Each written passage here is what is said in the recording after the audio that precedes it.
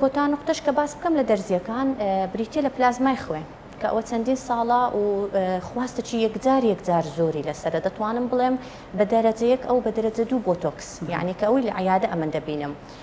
پلازما چییە؟ یعنی لە ئینگلیزیەکەی دکتۆر پێ دەڵێن PRP واتە پلێتلێت پلازما واتە پلازمای دەوڵەمەند بە پەڕەکانی خوێن.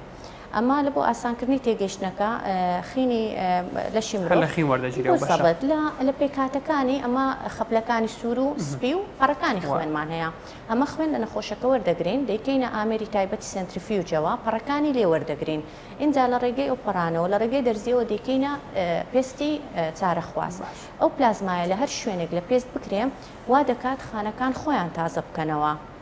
هاندانی کۆلاجین دەکا کە ئەمەش نیشانەکانی پیربوونی پێشوەختە کەم دەکاتەوە دەبتە هۆی شێدارکردنەوەی پێست چرچلۆتی کەم دەکاتەوە بەلێ یعنی پلازما هەموو کەسێک ئەگەر کێشەشی نەبی تەنها لە بۆ ڕێگری لە نیشانەکانی پیری زوو لێ بەدیار نەکەوی دەتوانێت 3 هەتا 5 شەک کێشەیە 3 هەتا 5 ساڵانە بکە زۆر باشە.